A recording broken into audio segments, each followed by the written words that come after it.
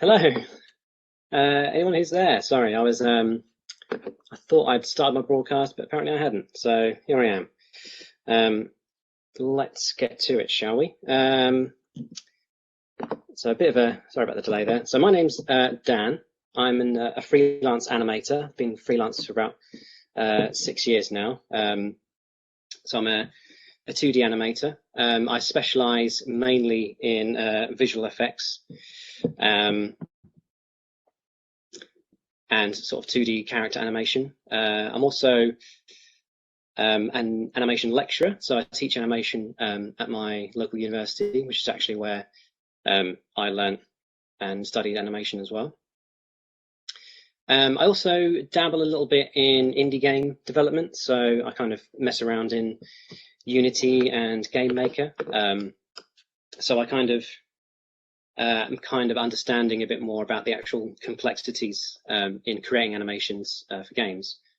I'm also an animator on the Sonic 2 HD project as a character animator and effects animator, which is really fun. Again, that's another part of the process which has made me realize that it's when making animation for video games, especially character animations, it's not just about making things look nice. You kind of have to know a bit of the coding and the structure of animation as well. So you need to know what you need and when you need to do it. And that kind of takes the whole traditional sense of animation into a different area.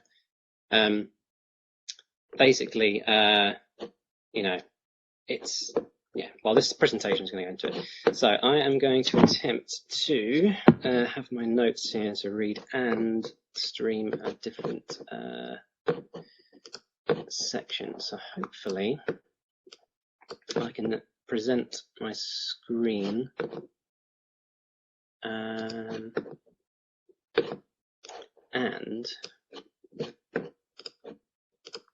keep a little lookout for chats and stuff. So I'm just going to try and do a sneaky setup where I'm going to have it presenting.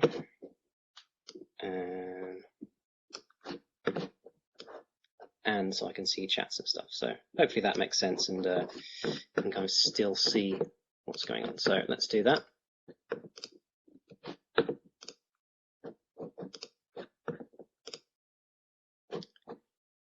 Okay, so if anyone's there and they feel like commenting, just let me know that if the screen is sharing properly, and you can kind of see me and you can see the presentation. Hopefully you can. Just sort this out a little bit so I can see. Hope you like my my setup behind me, by the way. I'm not much of a sort of presenting kind of YouTuber, which I'll get to in a second. So I had to kind of quickly research the sort of things people usually have. It's usually sort of the gridded shelving system with games and books on display. So let's just see if that's working. Okay, cool. So basically, old games were basically made on graph paper, using maths, which is, it seems so kind of rudimentary and difficult, looking back to how we make games now. And it makes you realize just how hard it was, before you even consider things like animation for characters, you had to plan what animations you needed first, and think about things about how they transition, what the kind of strongest poses were. But before thinking about how to animate it, you were limited by the sort of space you could actually work with. So on a quick side note before we get right into it, I actually run a YouTube channel called Videogame Animation Study, which is about as obvious as it sounds, and pretty much does what it says on the tin. So every now and then I'll sort of pick either a game to study, or maybe a technique to study, or maybe a range of techniques across a range of games, and kind of discuss them and talk about sort of the things that are at play. For instance, I'll perhaps do a video about, I've done one about Wonder Boy: The Dragon's Trap, which was a hand-drawn remake of the old Master System game. And I've also talked about frames and sort of techniques like that in fighting games. So kind of one animation technique across like a number of different games. So it's quite interesting. The more I learn and research, then the more I can apply to my own work. Again, just anyone let me know if they can't see the screen that's being shared, because I don't want you to miss out on everything I'm talking about. So I first got the idea for running the channel when I played Dust Force back in 2017, which is kind of a action puzzle platformer, I suppose. But the idea had been mounting up in my head for a while about game animation. Just, it's an art form by itself, really. And I realized that game animation isn't the same as traditional animation, really. It's about balancing those traditional animation techniques, which I'll get to in a second, with the feel of gameplay. Because obviously, a game is a game, and one of the best things about games is the satisfaction you feel from controlling, whatever the game's about, a character, a car, whatever it is. The feel is a very important factor in that. And I realized that traditional animation, as comprehensive as it is, there's a moment when you have to kind of cut that to the side and realize that game animation has its own rules. There are lots of crossovers, obviously, so like walk cycles and run cycles, but there's lots of new sort of rules to kind of consider in game animation, like event specific moves and everything, it's like jumping, stuff like that. But let's just take a quick history lesson with animation first. So, as a lot of you might know, there's a book called The Illusion of Life by two ex-Disney animators, Frank Thomas and Ole Johnston. And in the book, they detail all the techniques that were used during their times as animators for the company. And they kind of worked out that they could condense everything they used to do when creating actions for characters into 12 main principles of animation. I won't go into them now because there's 12 of them, and I could talk for an hour on each one. But I'll kind of dip into sort of certain ones every now and then if I find them relevant. But the main point is that they've kind of essentially shaped animation as we know it today, whether consciously or subconsciously. Things like film language, things like that. They're things that you just kind of soak in over time, and they just get passed down through the generations into our sort of psyche. So we kind of recognize things without realizing. When something doesn't look right if it's being animated, particularly in CGI. I think everyone's kind of learned somehow to recognize when CGI is not bad, but it's not doing the job properly if you can notice it. The majority of animation, particularly in 2D in this case, as we'll be talking about retro game animation, is built around keyframes, which form the structure of an action or a movement. For example, walking, a walk cycle, if you're walking from one side of the room to the other, or sort of sitting down, something like that. A keyframe will form the structure in the sense that it will pick the strongest poses that convey the most information of that movement. So, for example, what I've shared here is a walk cycle, and this is from the book, The Animator Survival Kit, which I won't get down from a bookshelf because it's massive and really heavy, and probably my whole shelf would come down. But this is a screenshot from that book on walk cycles. Richard Williams, who wrote the book, is the guy who directed Who Framed Roger Rabbit, who unfortunately died in the last few years.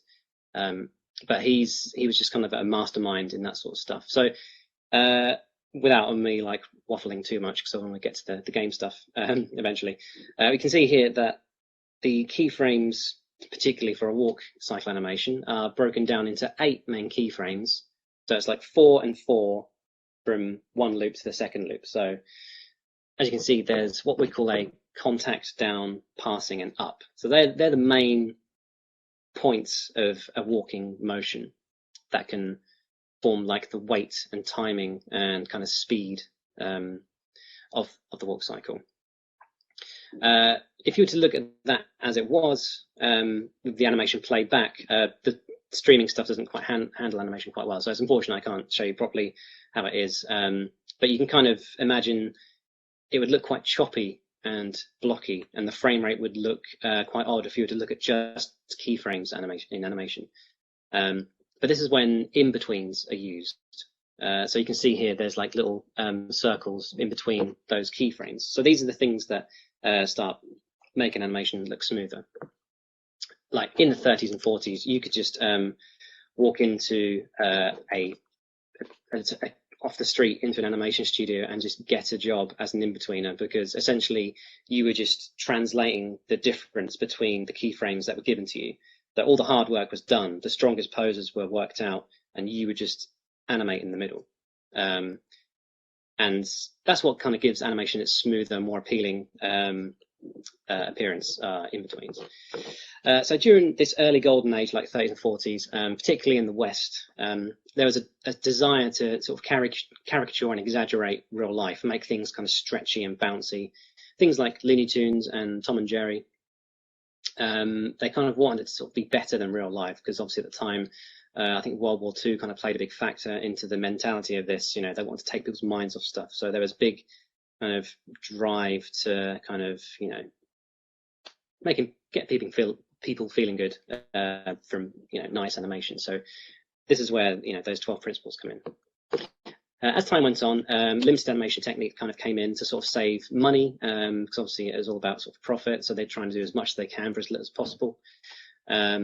So sort of budget saving techniques like in the Flintstones and some sort of anime, sort of 70s anime cartoons use that technique as well, where you kind of limit the amount of animation that's going on to sort of still get enough information across to make it interesting.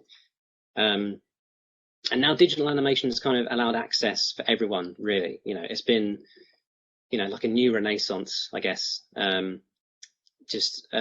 find that we're now got a sort of equilibrium where there's all forms of animation exist. You know, 2D, dot motion, CGI, and now game animation. And game animation, I think, is particularly special because it's now interactive.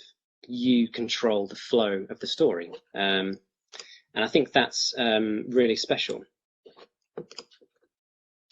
So I'm sure you've all seen sort of recent examples of truly sublime game animation, like things in The Last of Us, Red Dead Redemption 2, Sony's Spider-Man for the PS4 and PS5, both in cutscenes and in gameplay. So cutscene animation has more of a traditional sense of sort of planning and everything.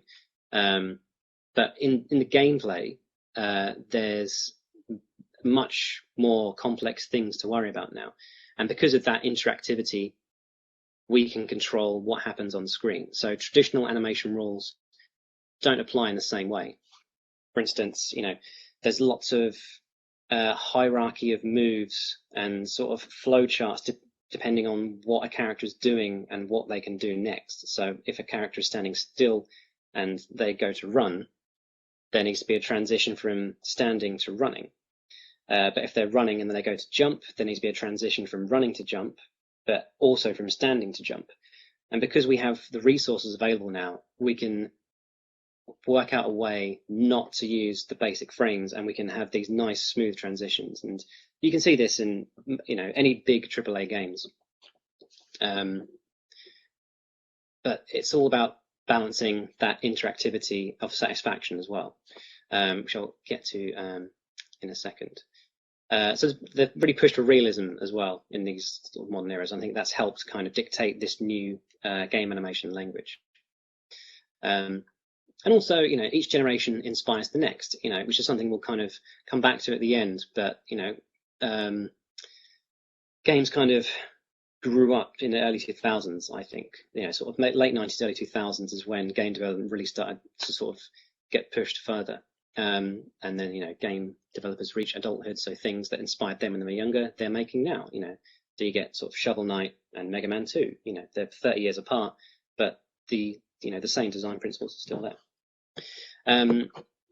So game animation for many years, while adhering to the original 12 principles of animation, traditional animation, they had their own subset of unspoken rules that everyone kind of applied. And that was mainly because of how games were designed. So they kind of had to all do it this particular way, in the sense that everything's now interactive. For instance, what happens if you press jump when you're in the middle of running? Well, what do? Do you have a sort of transition frame? Do you jump straight into a pose? How quick should your character sort of respond to button inputs as well? And you have to work out how much information to display with as little kind of resource and budget as possible. How do you create good animation from all angles? Things like that. So Jonathan Cooper, who's an animation director and has directed various games of animation in things like Assassin's Creed and Mass Effect, recently released a book called Videogame Animation Explained.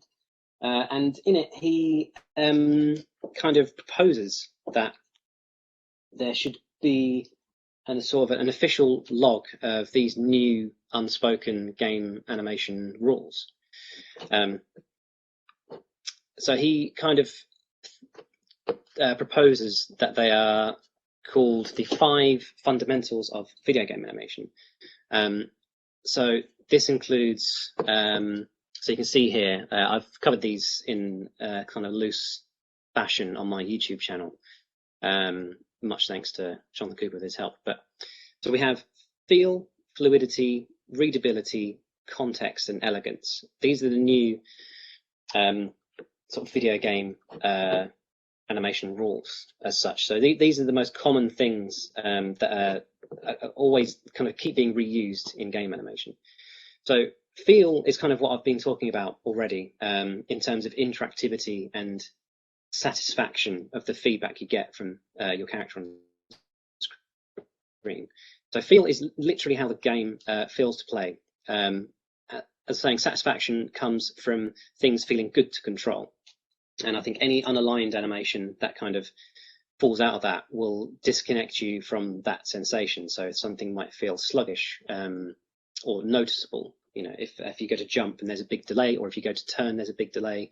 That can sometimes it can be built into the design of your game, but if it isn't, that can create an unsatisfactory result for the player. For instance, Mega Man games are renowned for their super tight control. You can switch direction mid-air, and that's kind of how tight that control is, and that's a lot of where the satisfaction comes from. Fluidity is how all the different animations for a character blend together. So, for instance, in Red Dead Redemption 2, if you're sort of walking and then you tap X, whatever it is, to run, he won't just cut straight to running animation. There's a slow build up between walking and running, and likewise with Spider-Man on PS5 as well. Fluidity is the aim of in-game animation, to smooth out all the transitions between different actions as best you can, to kind of create a nicer experience. Basically, it kind of helps that immersiveness, seeing your character kind of feeling that they're not just a game character on screen that you're controlling. They're a possibly a living, breathing sort of character. They're alive, and I think that helps a greater connection between you and the game. These next 3, I'll kind of breeze over them, so I'm not lagging too much behind. But the next 3 are kind of more for modern stuff in a sense.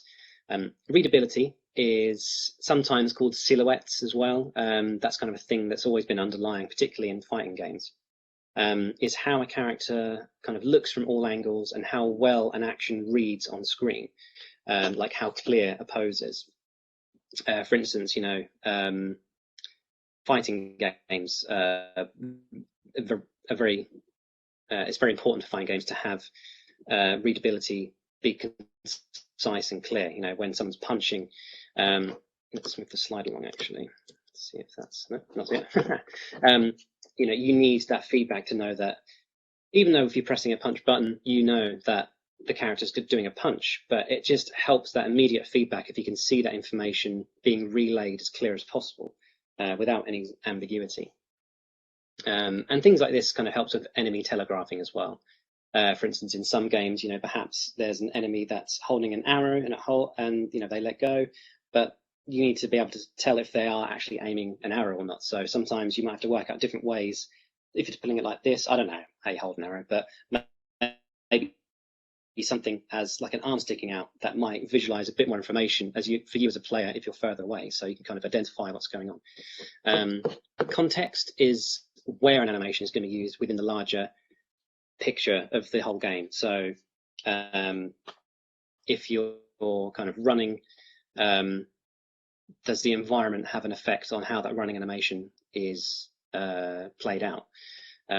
Low health, for example, a low health animation might apply to if you're low on health, but it'll be different. So maybe there'll be a delay in running, perhaps. Maybe if there's a particular character which has a particular personality, then that animation needs to be thought about.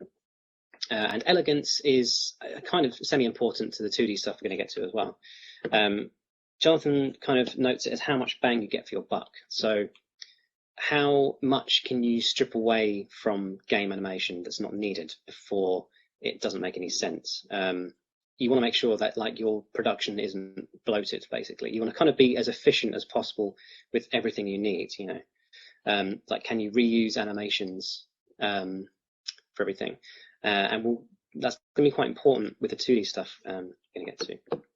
When you look at all these fundamentals, you begin to realize that they have kind of been there since the beginnings. Some particularly in the sort of the 3rd and 4th generation of gaming, the 8-bit and 16-bit consoles. Some fundamentals are more relevant than others, but when you break them down, they make sense for retro games. So how did animations work on the NES and Super Nintendo? So as I've been saying, the fundamental of feel, I would argue, is probably the most important of the fundamentals in any game, I think. You need to feel and control. You need to see a response on screen, and it needs to feel satisfying and fair, I think. And there's the visual reinforcement you get from this. Sorry, the visual feedback you get reinforces this idea. It's probably it's fairly common knowledge that games had limited kind of memory back in those days. They had less memory to store things. So there are ways to get around constructing sprites and artwork by what I've shared here. Just let me know if you can't see this, by the way. I'm just conscious that my screen sharing isn't working and everyone's just looking at me talking. Because I think the visual information helps sort of convey what I'm trying to say. So just let me know if you can't see it. So this kind of helps construct what's needed in a sort of very clever way. It's a bit too sort of technical for what I'm going to get into, but basically this grid here, you can take any part of that and make a whole picture or a piece of artwork from it. So I think that's called data swapping or something. So yeah, Super Mario Land. So by the way, I've got a lot of information from here from a website called Sprite Resources, which is great. I'm a big video game artwork fan, so I tend to just sort of stare at maps and stuff and game atlases because I'm just a big nerd, basically, and I really enjoy it. But that's a great kind of resource if you're just interested in game sprite artwork and everything. Yeah, so this is how sort of the sprites were made. But because of the limited availability for comprehensive animations, you had to break down what you needed to the bare minimum of actions, and those actions had to be broken down to the bare minimum of frames. So you had to be really granular with kind of what you picked and to work up into an animation. And this is kind of where what the game's about dictated what moves you would construct. Let's have a look. So often you'll find, especially in the 8-bit era, most game characters would have, you know, a number of like 10 different moves maximum, and you'd always have an idle frame, a running frame, a jumping frame, maybe a damage or climbing frame, or a shooting frame or something. So I'm going to try and frame this discussion from now on using sort of these main popular characters. So we'll look at Mario, Mega Man, Samus, Simon Belmont, and we'll drop in Sonic a little bit later as well, and maybe just some others like Turtles or something. Yeah, so every character had an idle stance, which is basically just one frame being held. If you were lucky, like Mega Man, you would have a blinking animation, which was just an additional frame. Mega Man was constructed quite in a particular way. Again, I won't go into it too much here, but the color palette of the NES was kind of limited, and there was a clever way to add in extra colors for a sprite character, and it was, yeah. So there were some tricks around adding in little details here and there for NES animations. You'll notice that some characters are sort of at 3/4 view, and some are side on. I'll use Cutman here as an example. So side on could be like this, and a 3/4 view could be like this. So there was that kind of dictated how the animations, the rest of the animations would look. Excuse me. Didn't work. Fell off again.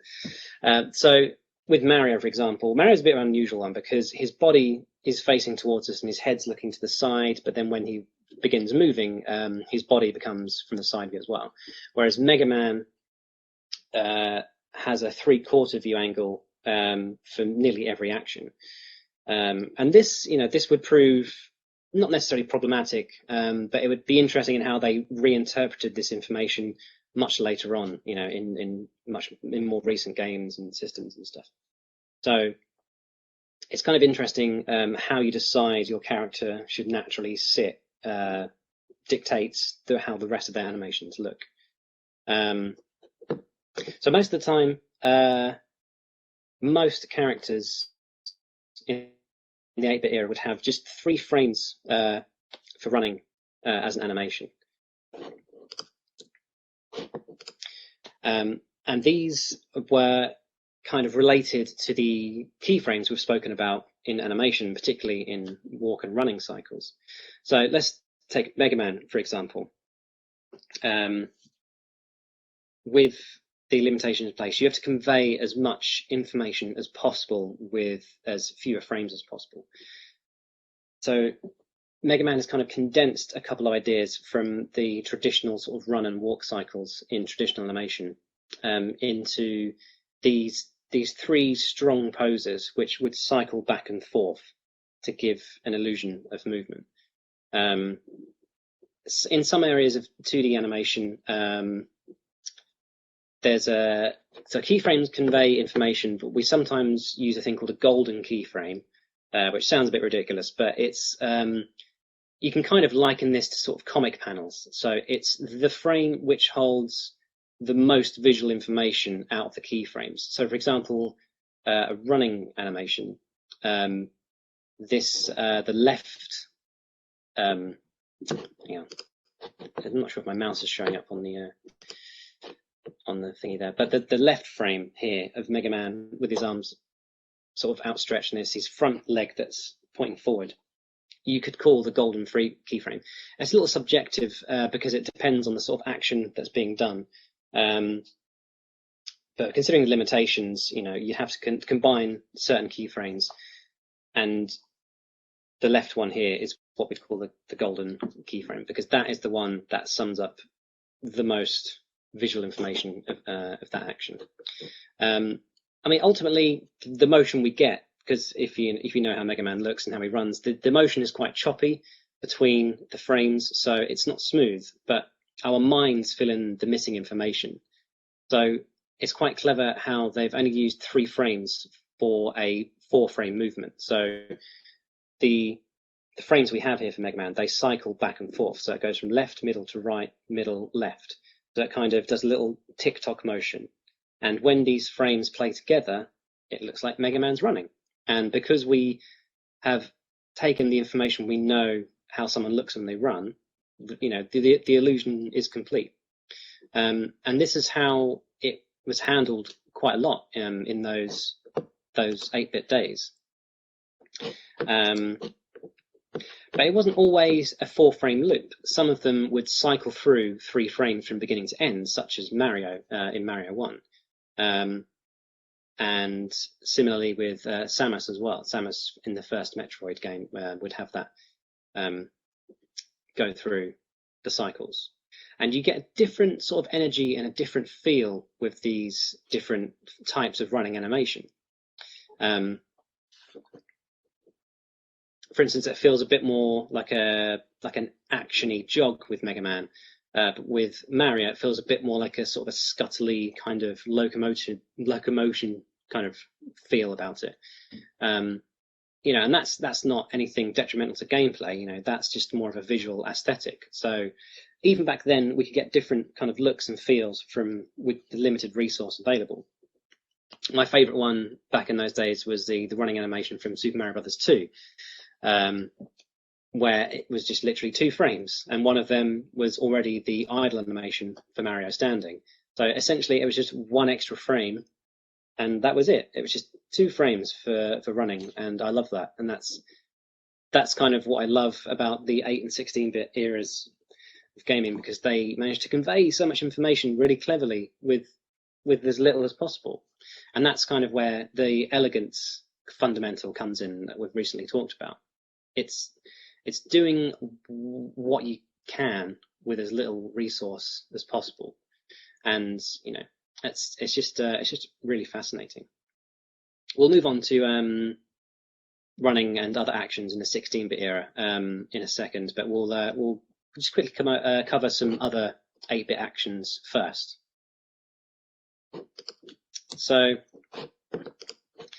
we've discussed that limitation kind of prevented comprehensive animation. You had to think about what was the most efficient way to portray emotion as clearly and concisely as possible. So we've talked about the golden keyframe that holds the most visual information. Oftentimes in the 8-bit era, you know, running was one of the most comprehensive animations there were. As we've seen, you know, most characters would have 3 or 4 frames for running. Even games such as Little Nemo, I think it is. I can't quite remember. I think it's Little Nemo. That was one of the more later games that came out for the NES. But it had so many frames of animation. Like there were some nice turnaround animations when they jumped. But ultimately, they still only had 3 or 4 frames for running, because it's the most efficient way to portray that movement without kind of being kind of bloating the animation. The energy was there just in those 4 frames. But with jumping, it was usually only 1 frame.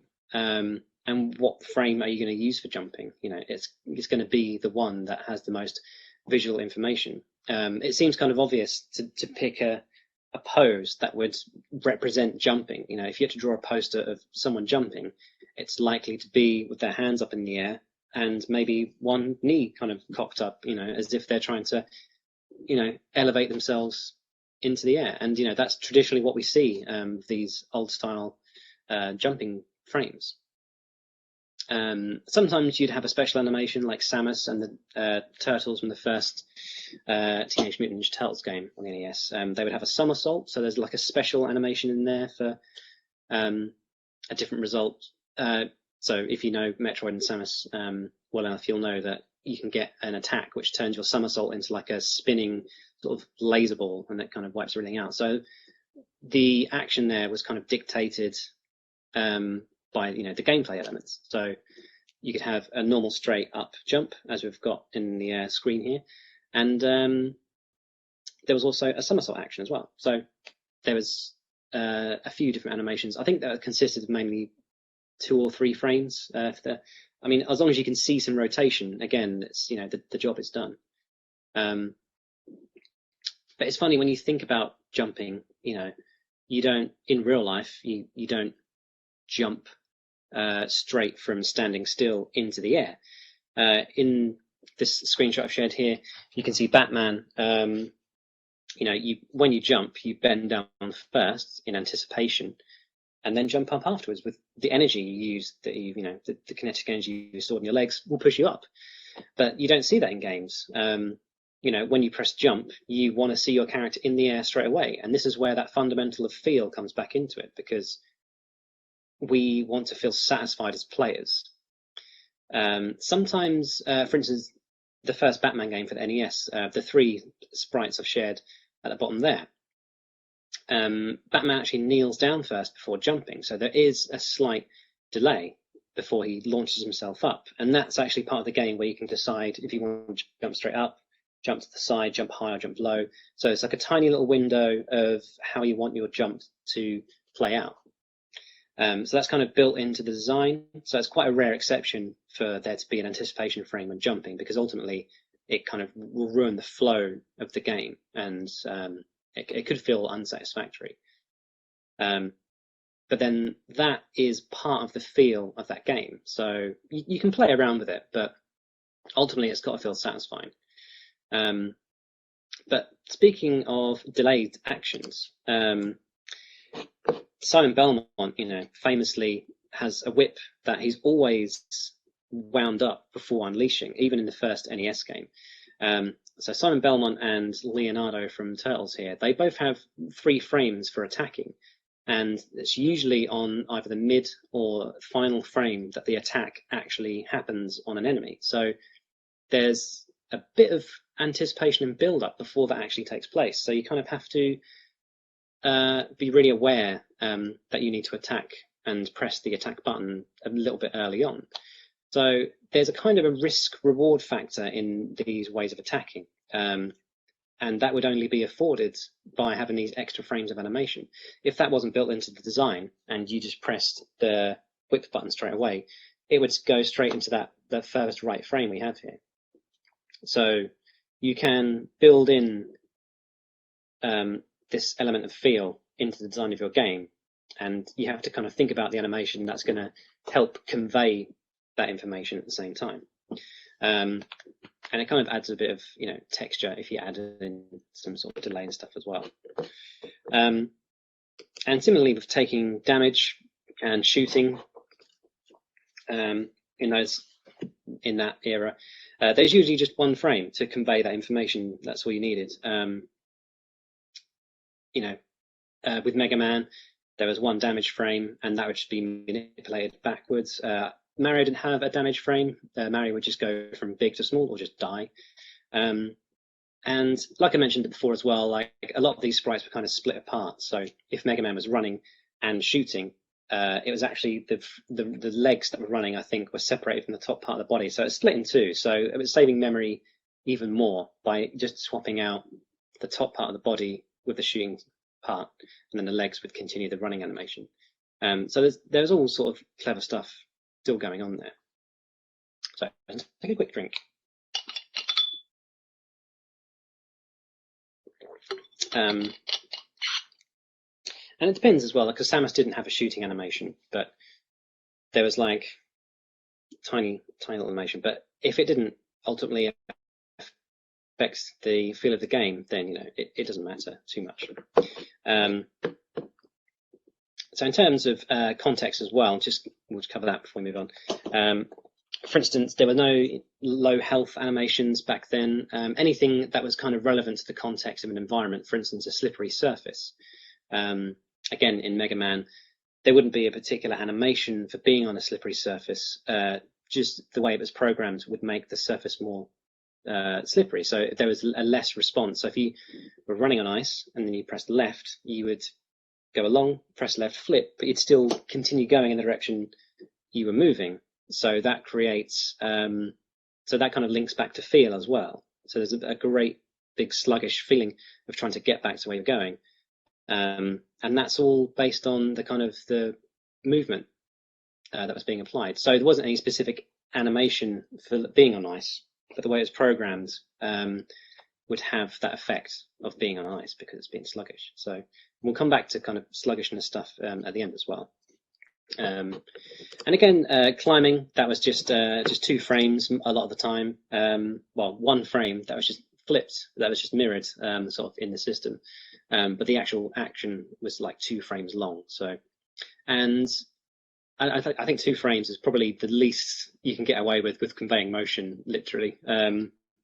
And it just about works, you know, with Turtles and Mega Man, just flipping that same sprite animation to create a climbing sensation. I think they just about got away with it there.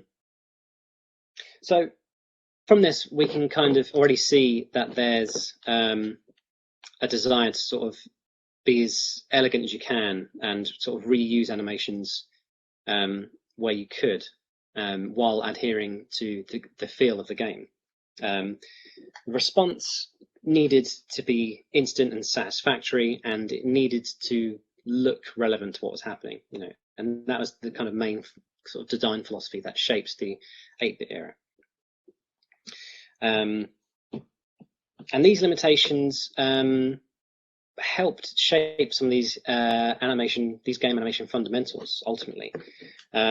Some limitations helped breed an idea. So as we've been discussing, feel, you know, that has been carried through and sort of reworked in different ways, you know, even up to the more modern times. While some limitations kind of disappeared with better hardware. So this is where fluidity comes into it.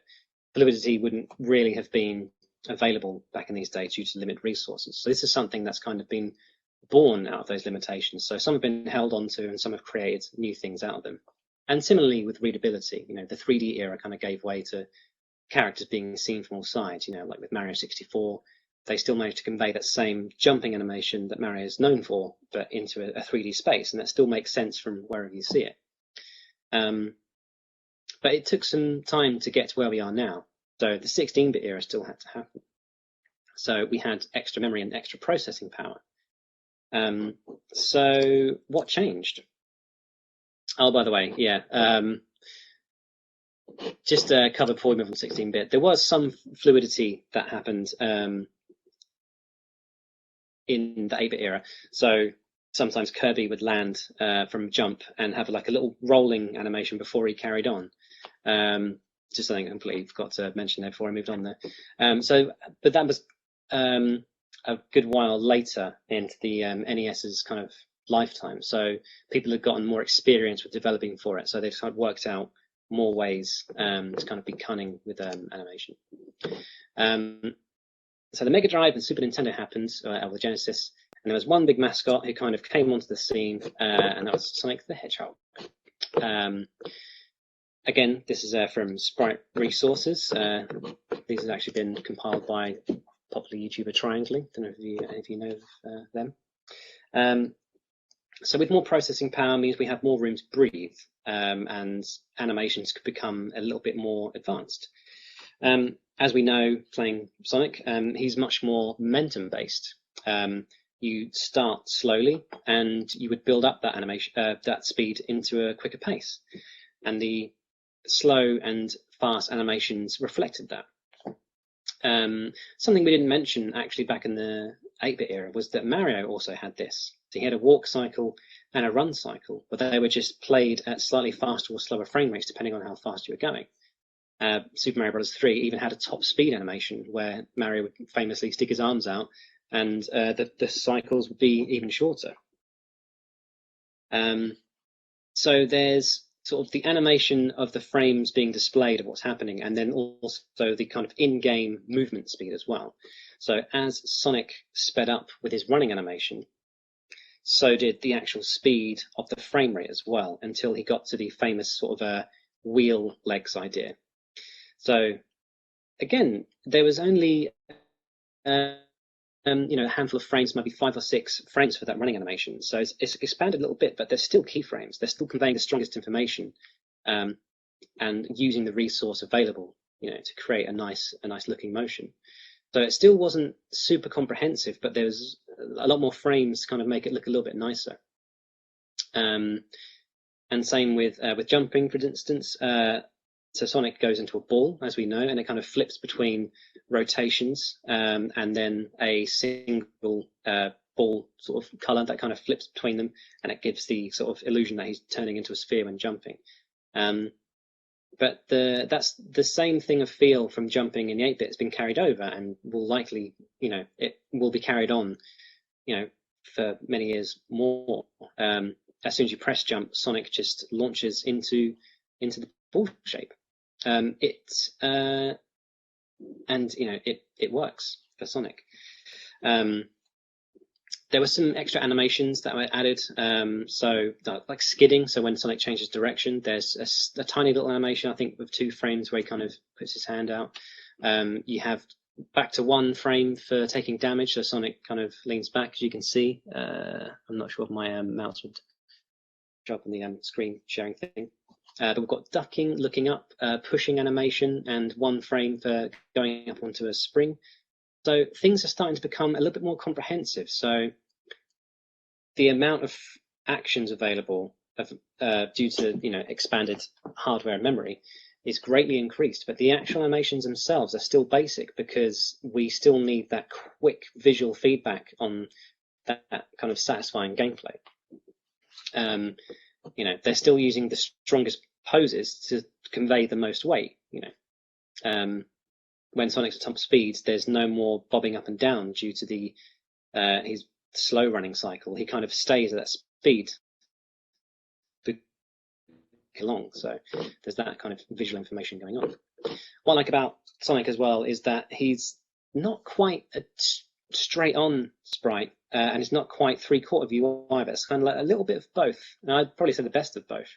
And that kind of allows some really interesting poses and good angles for all the other actions, and it kind of allows for sort of easy animation planning, I think.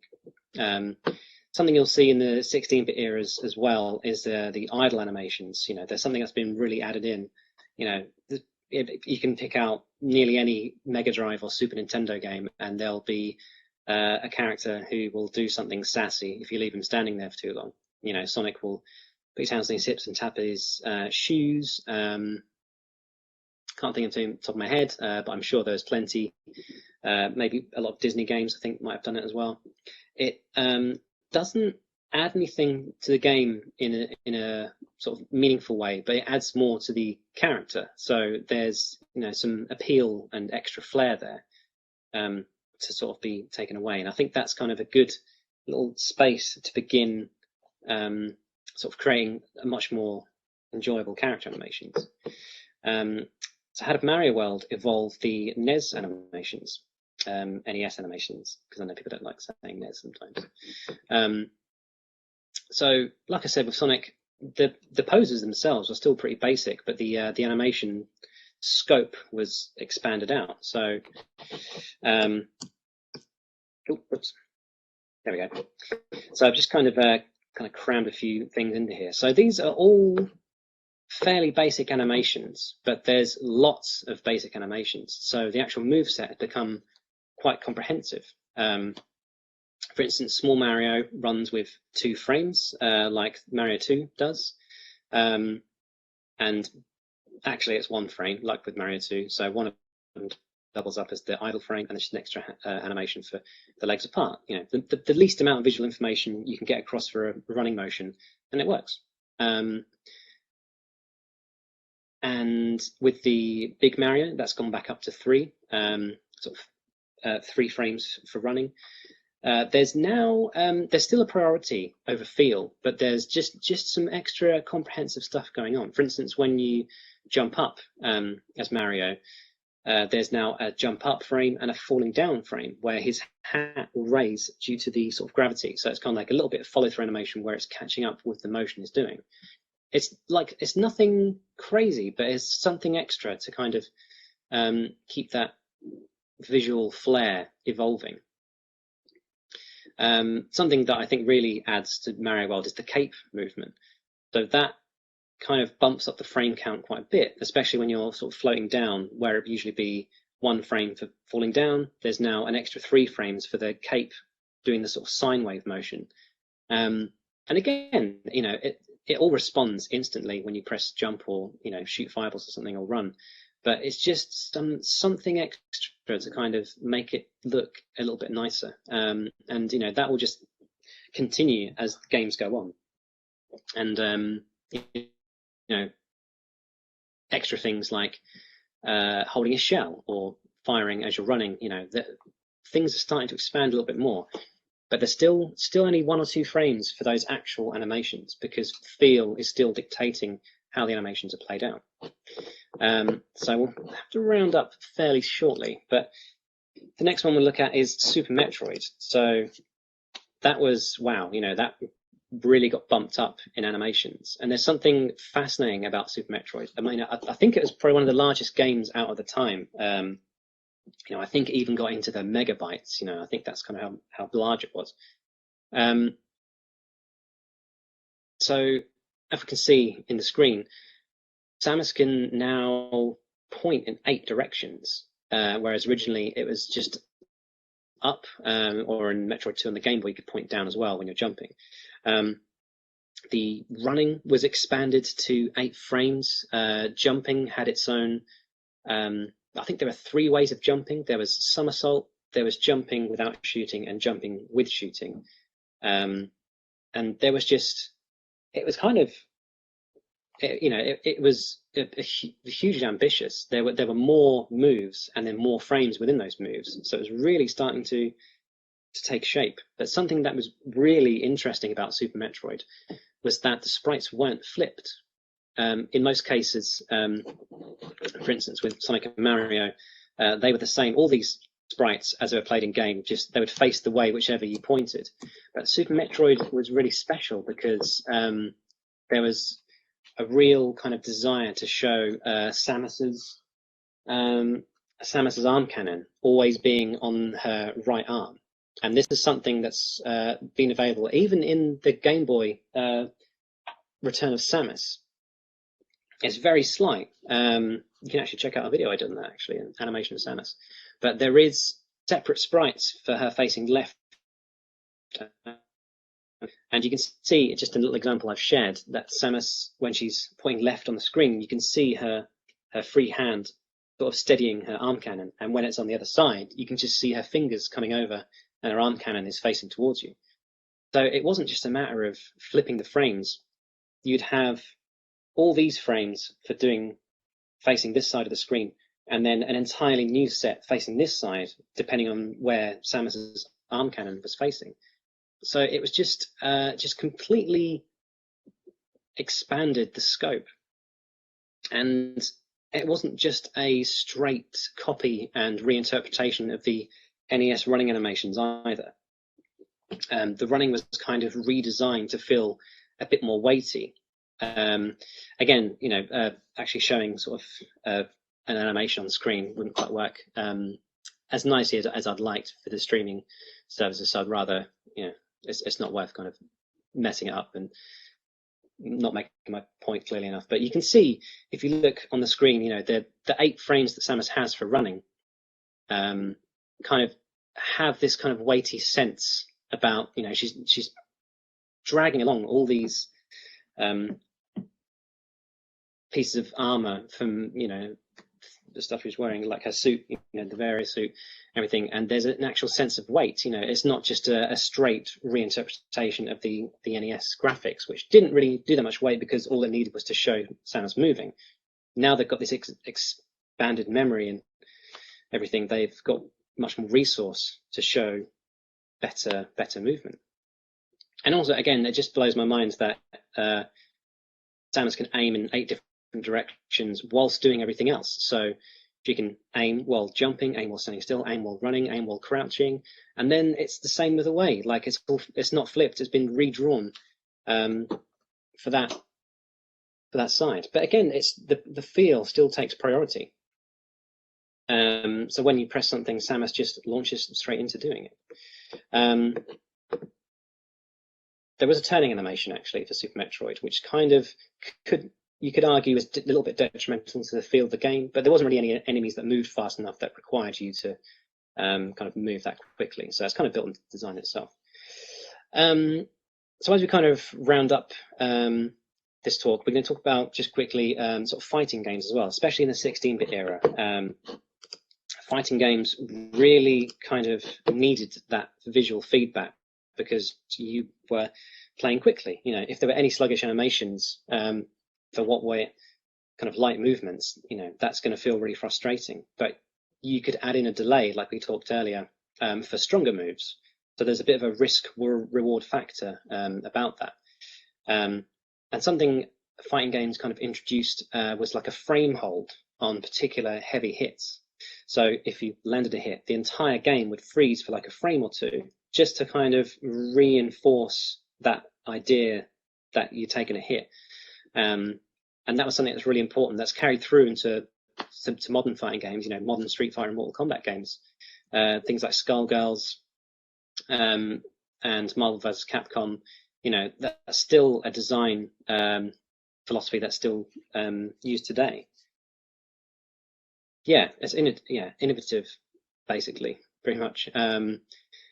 So it's some of the modern the fighting games used more traditional techniques like smearing, which is when an action is so fast it kind of acts like a camera blower, that kind of is drawn in, and because it's so fast, it gives that sort of look, and that's used quite often in fighting games even today as well. So let's kind of just quickly round this up because I might go over, so I don't want to sort of take up too much time in case there's another talk you want to go to. So what happened with Simon Belmont in the 16-bit era? Again, without showing the actual animation itself, sometimes I feel like the animations in Super Castlevania 4 were kind of interpreted from the NES iterations a little bit too literally. So there was something a little bit kind of weak about the movement in Super Castlevania 4 with the Belmont. And whether it adds or detracts to the gameplay is, you know, up for debate. But there's something that's you can kind of compare to Mario World to Super Castlevania 4, and you think the energies are kind of different, and the way the posing works, I think, has been a bit of a detrimental effect, you know, to the overall aesthetic of the game. I mean, everything else was kind of the same as well. Jumping just launched into one frame, everything like that. So are there any kind of bad examples of, you know, this information, this visual information? I wouldn't necessarily say like a bad example, but there are examples where it hasn't been quite as well handled.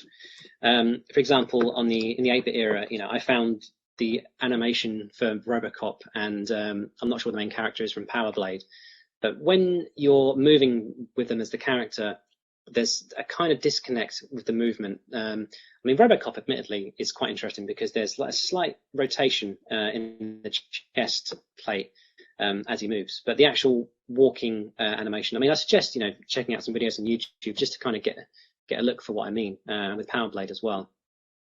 But they're kind of examples where you can feel something isn't quite right and it hasn't been kind of designed as well as it probably could have. So sometimes, you know, information you just kind of have to see for yourself to kind of see what's wrong. It can be quite difficult to explain. Just quickly round up as well, so I don't take up too much of your time. Mickey Mania, or I think it was called Mickey's Wild Adventure in the UK, for the PS1, was the first time I remember playing a game thinking, this is way over animated for kind of what's being done. I'm not sure if that came from Aladdin and the Lion King being designed on the Super Nintendo and Mega Drive, respectively. Like, you know, they had loads of animation work gone into it, you know, treated like a traditional animation kind of project. And I wonder if that kind of gave birth to more exaggerated animation and more frames of animation. For instance, in Mega Man 8 as well, so Mega Man 8 and Mickey Mania, both the PS1, when you jumped, with Mega Man, we're so used to him just launching straight into a jumping pose. In Mega Man 8, it takes about 7 or 8 frames to get to that traditional pose we're used to. And this kind of has a sluggish effect on our interpretation of the movement. And likewise with running as well. There were so many frames, you know, there were loads of in-betweens, and it feels like the impact of the action has kind of been lost somewhere in there. And I think that was the same for Mickey Mania as well.